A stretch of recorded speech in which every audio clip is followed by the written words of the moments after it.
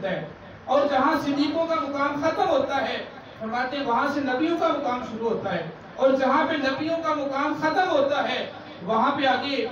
رسولوں کا مقام شروع ہوتا ہے، اور جہاں رسولوں کا مقام ختم ہوتا ہے وہاں اولو العزم کا پیغام ان کا مقام شروع ہوتا ہے، اور جہاں اولو العزم کا مقام ختم ہوتا ہے وہاں میرے اور آپ کے لذبال آقا آمینہ کے لال زہرا کے بابا کا مقام شروع ہوتا ہے، اور زہرا کے بابا کے مقام کی انتہا خدا کے علاوہ کوئی نہیں جانتا۔ کیا بات ہے، رتبہ بیاں کرانگی اس بے مثال دا، ثانی نہ کوئی آمینہ دلال دا، ثانی نہ کوئی آمینہ دلال دا۔ اور حضرت شیخ عبدالحق محدث فرماتے ہیں کہ یا صاحب الجمال و یا سید البشر، کہ اے جمال والی،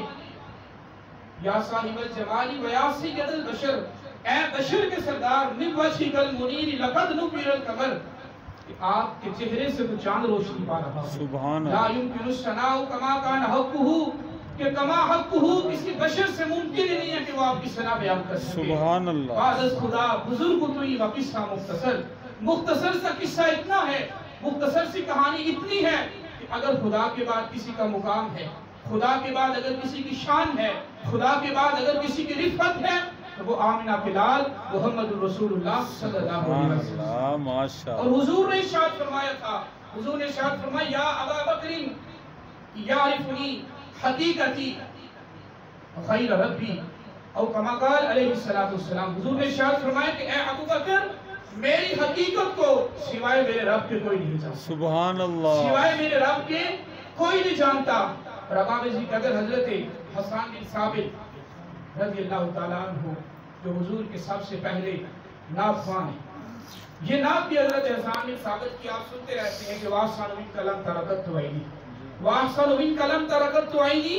وَأَجْمَلُ مِنْكَ لَمْ تَلِدِ النِّسَاءُ خُلِقْتَ مُبَرَّأً مِنْ كُلِّ عَيْبٍ فَأَنَّكَ قَدْ خُلِقْتَ كَمَا تَشَاءُ۔ اور حضرت حسان بن ثابت کہتے ہیں، حضرت حسان بن ثابت کہتے ہیں کہ ما ان مدحت محمدًا بمقالتی، حضرت حسان بن ثابت کہتے ہیں کہ میں اپنے شعروں میں حضور کا ذکر اس لیے نہیں کرتا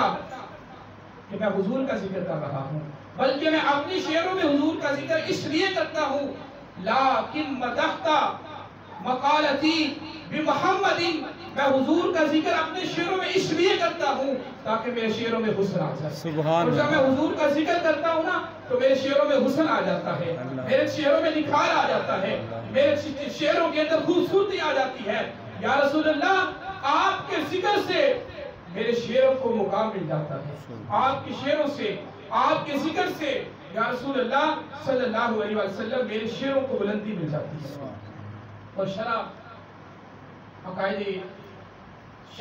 کی جو